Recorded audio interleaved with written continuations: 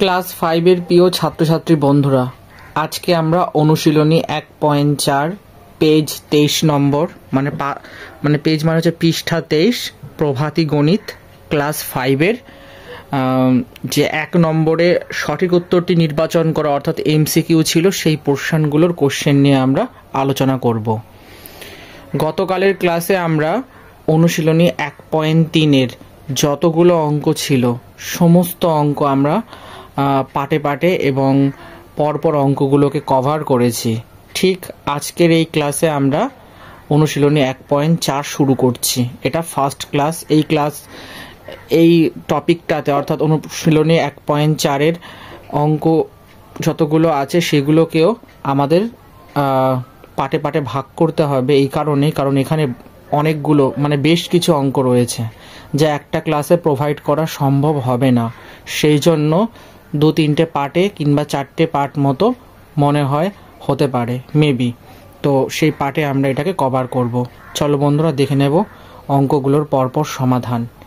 সঠিক উত্তর কি করে নির্বাচন করতে হয় সেটাই আজকের এই ক্লাসে আমরা শিখব। আর তার থেকে বড় সেটা হচ্ছে প্রত্যেকবার কি হয় আমি কোশ্চেন নোট করে তার এগেনস্টে 4টে করে অপশন যেরকম করে আর কি প্রিভিয়াস ক্লাসগুলো করিয়েছি সেরকম করে করতাম ঠিক, কিন্তু আজকের এই ক্লাসে সেরকম না, মানে পরীক্ষার খাতায় যেভাবে রিপ্রেজেন্ট করতে হয় আজকের এই ক্লাসে আমরা সেভাবে মানে আর কি শিখব যে কি করে অঙ্কগুলোকে করতে হয়। চলো বন্ধুরা দেখে নেব অঙ্কগুলোর পরপর সমাধান। বলেছে 16টি আধুলি যোগ 28টি সিকি ইকুয়াল টু কটি 1 টাকা। ঠিক আছে, এবার এটা তো প্রশ্ন, এর সঠিক উত্তর হচ্ছে অপশন নাম্বার ডি। কেন? এবার একটি আধুলি সমান 50 পয়সা, তাহলে 16টি আধুলি সমান কত হবে? যদি 16-র সাথে আমরা 0.50 এটাকে গুণ করি তাহলে দেখবে 8 টাকা হচ্ছে। এখন প্রশ্ন হচ্ছে ছিল তো 50 পয়সা, তাহলে 0.50 কেন লিখলাম? একটা কথা জানবে, পয়েন্টের পরে যেটা থাকে সেটা সবসময় পয়সা হয় আর পয়েন্টের আগে যেটা থাকে সেটা সবসময় টাকা হয়। যেহেতু এখানে 50 পয়সা বলে দেওয়া ছিল সেই জন্য 0.50 লেখা মানে 50 লেখা হয়েছে, মানে 0.50। আর একটা কথা জানবে, পয়েন্ট একা একা বসতে কি করে ভয় পায়, সেই জন্য একটা 0 আমরা পিছনে এমনি করেই বসিয়ে দিই। ঠিক আছে, এবার 16 দিয়ে যখন এই 0.50টাকে বা 0.50টাকে গুণ করবে দেখবে 8 টাকা হবে। এটা হলো আধুলির গল্প। এবার সিকি বলছে একটি সিকি সমান 25 পয়সা, তাহলে 28টি সিকি সমান কত হবে? আমরা কি করছি 28-এর সাথে ওই 0.25 এটা গুণ করছি, তাহলে এটা কত হলো টাকা হয়ে গেল 7 টাকা। এবার বলেছিল 16টি আধুলি যোগ 28টি সিকি ইকুয়াল টু কটি 1 টাকা, তাই যোগ বলেছিল বলে 16টি আধুলির মান আমরা জানি 8 বার করলাম, যোগ আর 28টা সিকির মানে মানও আমরা জানি 7, সেটা বসিয়ে দিলাম ইকুয়াল টু। এবার 8-এর সাথে 7 যোগ করলে কত হয়? 15 টাকা। দেখবে অপশন নাম্বার ডিতে 15 রয়েছে, যেটা সঠিক উত্তর। ঠিক আছে বন্ধুরা, দেখে নেব 2 নম্বর প্রশ্নটির সমাধান। বলছে ভারতীয় মুদ্রা প্রকাশক চিহ্ন হলো। দেখো আমরা সবাই জানি যে ভারতের যে কারেন্সি কিংবা মুদ্রাটা সেটাকে অলওয়েজ রুপিস দিয়ে ডিনোট করা হয়। ঠিক আছে, আর এটা কোথায় রয়েছে? অপশন নাম্বার বিতে। Option number B is the right answer. কারণ দেখবে ইন্ডিয়ান টাকার আগে দেখবে এই সিম্বলটা সবসময় ইউজ করা হয়। ঠিক আছে, আর ইংলিশে দেখলে দেখবে আমরা RS বলে লিখি। ঠিক আছে, কিন্তু RS ওটা তো রুপিস, আর কারেন্সিটা দেখবে এরকম চিহ্ন, মানে এরকম হয়ের মতন গিয়ে মাঝখানে 2টো দাগ। ঠিক আছে, তাহলে এইটার কিছু বলার নেই, এটা তোমরা অপশন দেখলেই রাইট করে দিতে পারবে। ঠিক আছে, দেখে নেব 3 নম্বর প্রশ্নটির সমাধান। কি বলেছে? ব্যাট যোগ বল ইকুয়াল টু 560 টাকা, বল যোগ উইকেট ইকুয়াল টু 300 টাকা, ব্যাট যোগ উইকেট সমান 720 টাকা হলে ব্যাট যোগ বল যোগ উইকেট সমান কত টাকা হবে? এটা আনসার হবে অপশন নাম্বার ডি। কেন ডি হবে তার ব্যাখ্যা দেখো। ব্যাট যোগ মানে ব্যাট যোগ বল আর বল যোগ উইকেট যোগ ব্যাট যোগ উইকেট, প্রত্যেক কটার ভ্যালু আমরা জানি কত, 560 যোগ 300 যোগ 720। ঠিক আছে, এবার দেখো ব্যাট দুটো আছে তাই বল দুটো আছে তাই 2 বল। ঠিক আছে, মানে এটা আগে পরে হয়ে গেছে, তোমরা চাইলে এটা আগে ব্যাট তারপরে বলও লিখতে পারো, তাতে কোনো অসুবিধা। দেখো যোগের ক্ষেত্রে যদি আমরা কোনো চলরাশি লিখি, সেটা হোক না এক্স প্লাস ওয়াই জেড, তাহলে যদি তোমরা স্থান পরিবর্তন করে দাও সেক্ষেত্রে কোনো ভ্যালুর মানে পরিবর্তন হয়, মানে ভ্যালুর কোনো মান চেঞ্জ হয় না। কিন্তু বিয়োগের ক্ষেত্রে এটা করা যায় না। ঠিক আছে, যে ধুমধাম করে যে একটু ডান দিকে আছে বাদিকে করে দিলাম, বাদিকে আছে ডান দিকে করে দিলাম, এই জিনিসগুলো হয় না। ঠিক আছে, একমাত্র যোগের ক্ষেত্রে তোমরা যা ইচ্ছা করতে পারো, কারণ প্লাস ভ্যালু অলওয়েজ সেমই থাকবে, কিন্তু মাইনাসের ক্ষেত্রে এটা এরকম করা যাবে না। ঠিক আছে, তো যাই হোক, এখানে দুটো করে দেখবে সব রয়েছে, বল দুটো আছে, ব্যাট দুটো আছে, উইকেট দুটো আছে, সব তার আগে একটা করে 2 গুণ করা হয়েছে। আর এই সব কটা 3টে সংখ্যাকে যোগ করলে দেখবে 1580 হচ্ছে। এবার আমাদের বার করতে ব্যাট যোগ বল যোগ উইকেট আমি সুন্দর করে সাজিয়ে নিলাম। এবার প্রত্যেক কটার মধ্যে দেখো 2 রয়েছে, 2 কমন রয়েছে, তাই 2 যদি কমন নেই, মানে ব্র্যাকেটের মধ্যে দিয়ে 2টাকে যদি বাইরে গুণাকারে লিখে দিই, তাহলে এ পাশে গুণ আছে, বা দিকে ডান দিকে গিয়ে ভাগ হয়ে যাবে, তাই 1580-র সঙ্গে 2 ভাগ করা হয়েছে। এবার 1580-কে যখন 2 দিয়ে ভাগ করবে দেখবে 790 টাকা হচ্ছে। এটা কত নম্বর অপশনে আছে? অপশন নাম্বার ডি, আর এই জন্য এটা সঠিক। ঠিক আছে বন্ধুরা, দেখে নেব 4 নম্বর প্রশ্নটির সমাধান। 0.08 টাকার সাথে কত পয়সা যোগ করলে 1 টাকা হবে? এটা আনসার হবে অপশন নাম্বার ডি। কেন বলছে 1 টাকা সমান 100 পয়সা আমরা জানি, তাহলে 0.08 টাকা সমান কত হবে? 8 পয়সা। এখন বলবে কেন? কারণ 0.08-এর সঙ্গে যদি 100 গুণ করো দেখবে 8 হচ্ছে। ঠিক আছে, সেটাও আমি দেখিয়ে দিয়েছি। তাহলে 1 টাকা হতে হলে আরও কতগুলো পয়সা দরকার হবে?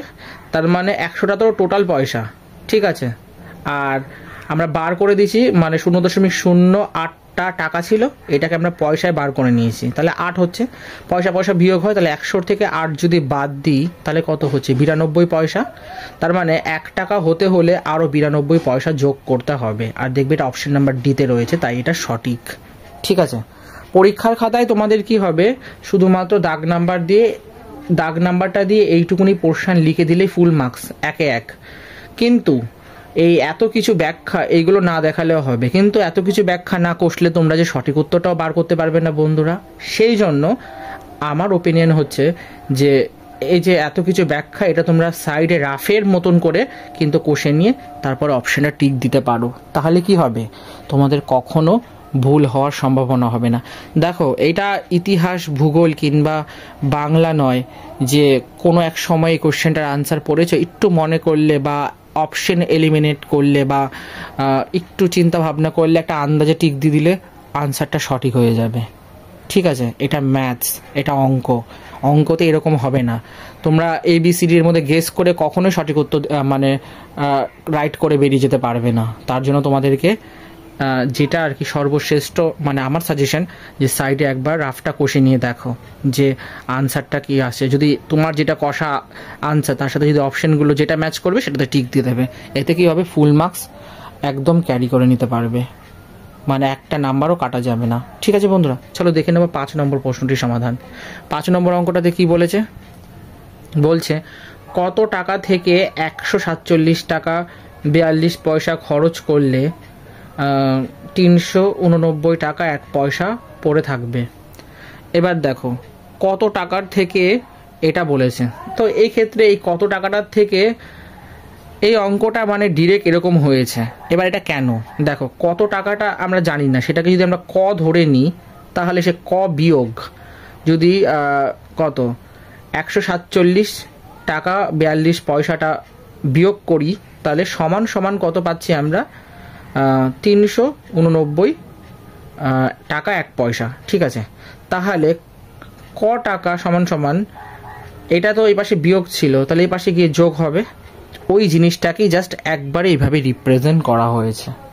ঠিক আছে, তো এখানে 389 টাকা 1 পয়সা যোগ 147 টাকা 42 পয়সা, পয়সা যোগ হবে 43 পয়সা, টাকা যোগ হবে 536 টাকা। দেখবে অপশন নাম্বার বিতে রয়েছে, দেখবে 536.43 রয়েছে টাকা। ঠিক আছে, ওটাই হলো সঠিক উত্তর। আমি তোমাদের কিছুক্ষণ আগেই বলেছি পয়েন্ট থাকলে পয়েন্টের ডান দিকেরগুলো হয় মানে পয়সা আর বাঁ দিকেরগুলো হয় টাকা। ঠিক আছে, চলো দেখে নেব 6 নম্বর প্রশ্নটির সমাধান। বলছে প্রতিদিন 1.5 টাকা করে জমালে 96 টাকা জমাতে কতদিন লাগবে? এটা option number B is the right answer. কেন? কারণ 1.5 টাকা সমান আমরা কত জানি, 1 টাকা 50 পয়সা। তাহলে এই 1 টাকা 50 পয়সাকে যদি দশমিকে লিখি তাহলে 1.50 টাকা হচ্ছে। এবার মোট টাকা কত বলে দিয়েছিল? 96 টাকা। তাহলে দিন বার করতে মানে দিন বার করতে দিয়েছে, তাহলে দিন বার করতে গেলে যে মোট টাকাটা ছিল সেটাকে যদি আমরা এই 1.5 দিয়ে ভাগ করে দিই তাহলে দেখবে 64 দিন হচ্ছে। ঠিক আছে, যেটা অপশন নাম্বার বিতে বসে রয়েছে, এটাই হলো সঠিক উত্তর। ঠিক আছে বন্ধুরা, যদি এরপরে কারোর কোনো ডাউট থাকে তাহলে অতি অবশ্যই কিন্তু তোমরা আমাকে জানাবে। এই 6 নম্বর অঙ্কটা ক্লাস 7-এ আমি করিয়েছি। ঠিক আছে, এই অঙ্কটা দেখলাম ক্লাস 7-এও রিপিট করেছে। আর একটা অঙ্ক এরপরে করাবো, দেখবে ওই অঙ্কটাও 7-এ রিপিট করিয়েছে, মানে প্রভাতী গণিত বইতে। ঠিক আছে, তো যাই হোক এই অঙ্কগুলো ইম্পর্টেন্ট, ভালো করে প্র্যাকটিস করবে। মানে প্রভাতী গণিত বইয়ের অনুশীলনীতে যে সমস্ত অঙ্কগুলো দেওয়া হয়েছে আর সরকারি বইয়েতে যে সমস্ত জিনিসগুলো রয়েছে তার মধ্যে বলতে গেলে আকাশ পাতালি মানে তফাৎ। মানে কেমন টাইপের বলো তো, মানে ক্লাস 5-এর দেখবে 5 বলো 7 বলো 6 বলো না যে সরকারি আর কি সেগুলো বইগুলো, তো ওগুলোর ক্ষেত্রে কি হয়েছে দেখবে ওই বইয়েতে যে সমস্ত গল্প গুজব হাবিজাবি দিয়ে ভর্তি, ওইখানে থেকে কখনোই স্ট্যান্ডার্ড কোশ্চেন বাছা হবে না। কিন্তু ওই সরকারি বইয়ের সিলেবাসকে মাথায় রেখে যে প্রভাতী গণিত বইটা যে সৃজন হয়েছে এটা খুব সুন্দর। মানে এখানে স্টুডেন্টরা প্রপারলি শিখতে পারবে জিনিসগুলো, আর প্রত্যেকটা অঙ্ক খুব বাছাই করার বেস্ট অঙ্ক। এই অঙ্কগুলো যদি তোমরা এখন থেকে ভালো করে শেখো করো, কোনো দিন যদি তোমরা কম্পিটিটিভ অর্থাৎ সরকারি চাকরির জন্য প্রস্তুতি নাও তাহলে সেখানে যেমন তোমরা উপকৃত হবে, ঠিক তেমনি পরীক্ষাতে দেখবে তোমরা প্রিভিয়াস ইয়ারের কোশ্চেনগুলো যদি অ্যানালিসিস করো বা একটু উল্টে পাল্টে দেখো পাতাগুলোকে, তাহলে দেখতে পারবে বিভিন্ন স্কুলে বিভিন্ন কোশ্চেন করেছে, কিন্তু ওই সরকারি বইয়ের অঙ্ক দেখবে খুব কম। দেখবে সেখানে প্রশ্নের মধ্যে দেখবে ওই টাইপেরই হয়তো আছে কিন্তু স্ট্যান্ডার্ড কোশ্চেন আছে। ঠিক আছে, তো এই স্ট্যান্ডার্ড কোশ্চেনগুলো কোনটা ইম্পর্টেন্ট আনইম্পর্টেন্ট এটা স্টুডেন্টদের কাছে বাছাই করা কিংবা গেস করা খুব মুশকিল। ঠিক আছে, যে এটা করব না এটা করব না, কোনটা বাদ দেবো কোনটা রাখবো, দেখা গেলো যেটা বাদ দিলে সেটাই দিয়ে রেখে দিল পরীক্ষাতে।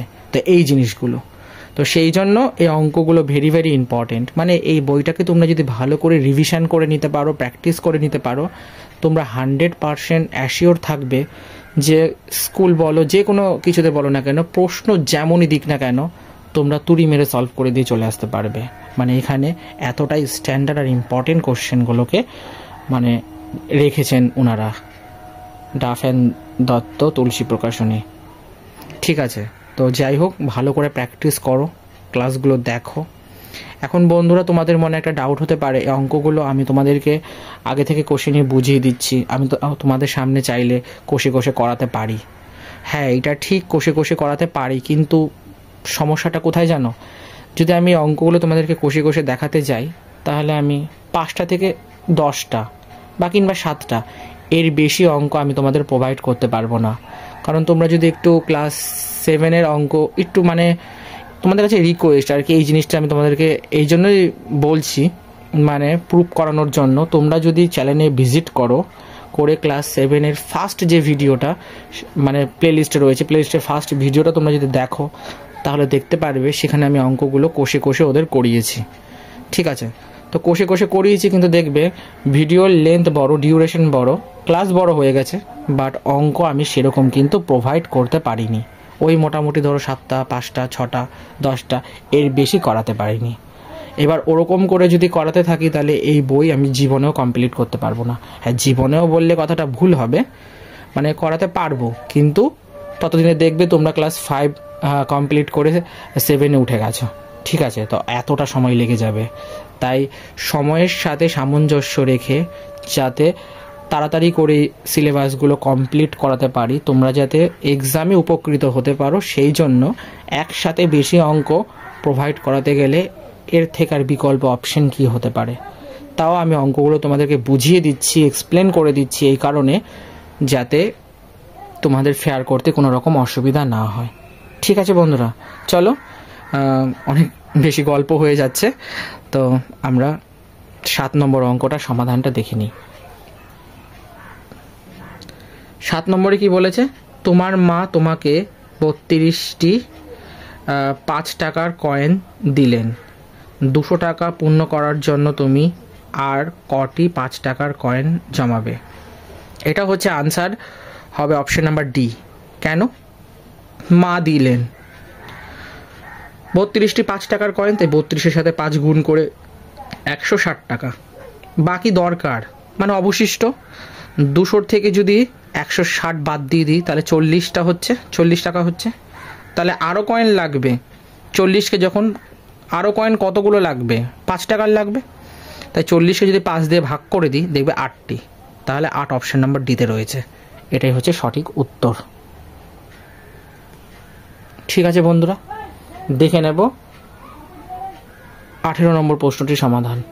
600 টাকার 2/5 অংশ খরচ করার পর কত টাকা অবশিষ্ট থাকবে? এটা আনসার হচ্ছে অপশন নাম্বার ডি। কেন? খরচ করেছে 600 টাকার, তাই 600-র সাথে 2/5। কেন বলছে 600 টাকার 2/5 অংশ? টাকার, এই জন্য গুণ হয়েছে। এর থাকলে আমরা কি জানি, বদমাস নিয়মে গুণ, সেই জন্য 600-র সাথে 2/5 গুণ হয়েছে। ক্যালকুলেশন করলে দেখবে 240 টাকা। অবশিষ্ট জানতে চেয়েছে, তাই 600 থেকে 240 বাদ দিলে কত হয়? 360 টাকা। এটা দেখবে ডি নম্বর অপশনে রয়েছে, সেই জন্য এটা সঠিক উত্তর। এবার 9 নম্বর অঙ্কটা ভেরি ভেরি ইম্পর্টেন্ট, বলেছিলাম না এই অঙ্কটা ক্লাস 7-এ আছে, করিয়েছে। এই অঙ্কটা দেখবে, মানে 5 কোটির শূন্য লিখতে গিয়ে কম বেশি করতে গিয়ে দেখো আমার মাজা ঘষা হয়ে গেছে। ঠিক আছে, কাটাকাটি হয়ে গেছে। আর এটা তো সত্যি, অঙ্ক করলে যদি কাটাকাটি না হয় তাহলে তোমরা কি অঙ্ক শিখলে, কি বুঝলে? এটা আমাদের এমএসসির টিচারও বলেন।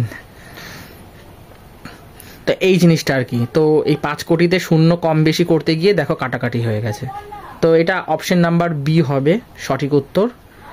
কেন দেখে নি, বলছে নোটের সংখ্যা 5 কোটি টাকা পূর্ণ করতে গেলে কতগুলো 500 টাকার নোট লাগবে। তাহলে নোটের সংখ্যা আমাদের জানতে চেয়েছে, তাই এখানে কি করলাম, 5 কোটিটা লিখে দিলাম। ঠিক আছে, এবার 5 কোটি বাই 500টা বলেছে 500 টাকার নোট। তো এটাকে যখন ভাগ করব, দেখো এখানে দেখো একটা শূন্য বেশি দিয়ে দিয়েছিলাম, আমি 10 লক্ষটি করে দিয়েছিলাম, কিন্তু না, বইতে সঠিক উত্তর হচ্ছে অপশন নাম্বার বি, 1 লক্ষটি হবে। ঠিক আছে, দেখো কেন এটা 10 লক্ষটি, মানে 10 লক্ষটি হবে না 1 লক্ষটি হবে, বুঝিয়ে দিচ্ছে। এখানে 5 আছে, তো 5-এর থেকে 2টো শূন্য কেটে দাও, কেটে দিলাম। তাহলে পড়ে থাকলো কটা শূন্য? 1, 2, 3টে, 1, 2, 3টে, তারপরে 1, 2, 1, 2। এবার এই 5 দিয়ে যদি এইটাকে কাটো,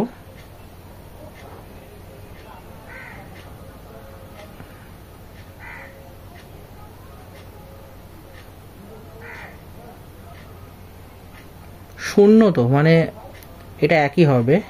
ভুল কাটাকাটি করলাম নাকি একটু দেখবে। তো এখানটাতে দেখো, আমি যদি এই শূন্যটাকে রাখি আর এইটাকে দিয়ে কাটাই তাহলে এটা 1 হলো। তাহলে এখানে আমার একটা শূন্য থাকছে, তাহলে এখান থেকে আমার একটা শূন্য কাটবে, তাহলে এটা রাখবো।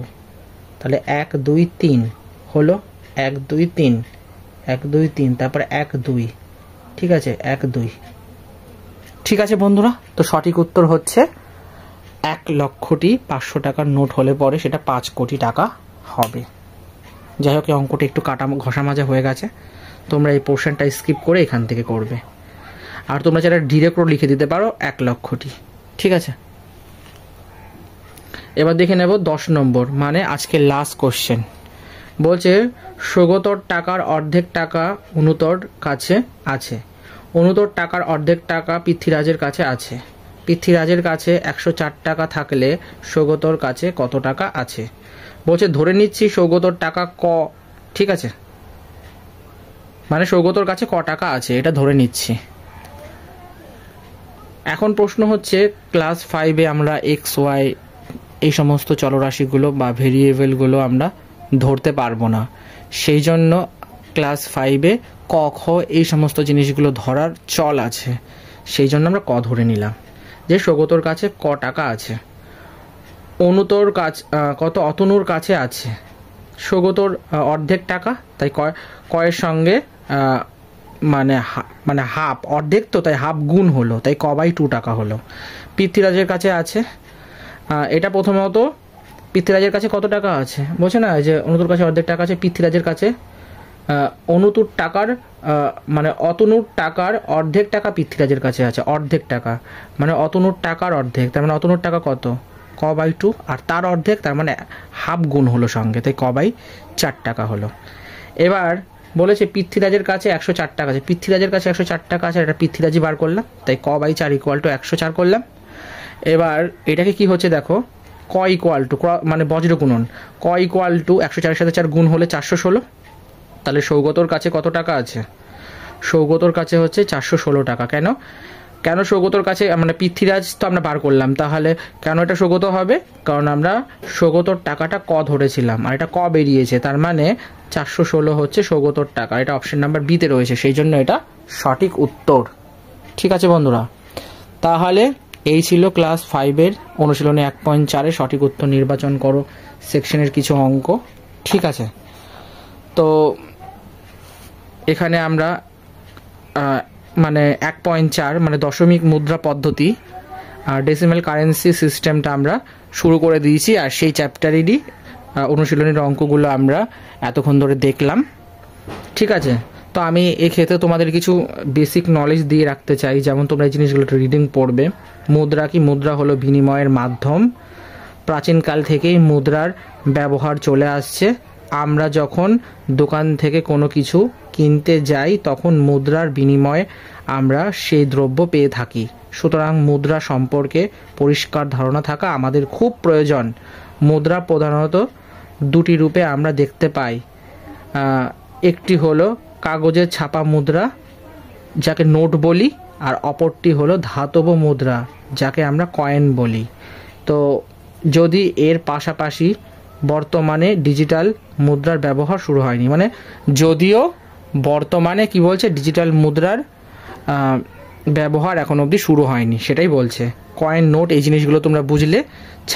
ছাপা মানে কাগজের ছাপা মুদ্রাকে বলা হচ্ছে নোট, আর ধাতব মুদ্রা হচ্ছে কয়েন। ঠিক আছে, তো এই কিছু ইনফরমেশন ছিল। আর সেখানে আরেকটু যেটা বলার,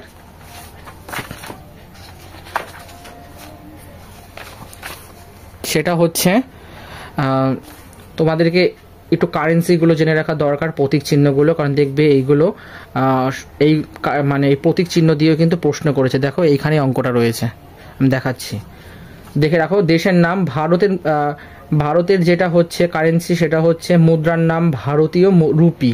ঠিক আছে, আর প্রতীক চিহ্ন হচ্ছে এটা হয়ের মতন। আর আমেরিকান মানে ইউএসএ সেটা কত? এস দিয়ে এরকম মানে ডলার। আর চীন হচ্ছে ইউয়ান, ওয়াইয়ের মতন দিয়ে এরকম। জাপান, ঠিক আছে, এটাও ওই জাপানি ইউএন, ঠিক আছে, এরকম ওয়াইয়ের মতন দিয়ে দাগ দেওয়া।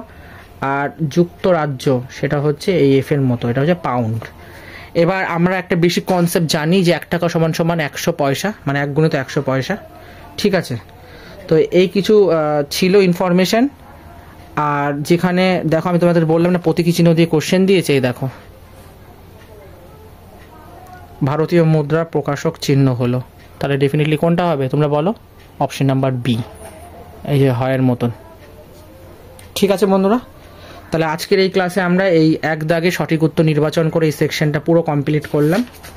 এরপরে যে অঙ্কগুলো বাকি রইল, যেমন এই 2 নম্বর, এখানে 10টা অঙ্ক আছে, তো এই 10টা অঙ্ক আমরা পার্ট 2-তে কমপ্লিট করব। এরকম করে কয়েকটা পার্ট করলে এই চ্যাপ্টারটা পুরো শেষ হয়ে যাবে। ঠিক আছে বন্ধুরা, এরকমই প্রভাতী গণিত বইয়ের অনুশীলনীগুলোর প্রতিনিয়ত সমাধান পেতে চ্যানেলটাকে সাবস্ক্রাইব করে পাশে থাকো এবং সাপোর্ট করো। সেশনটা ভালো লাগলে অতি অবশ্যই একটা লাইক করে দিও।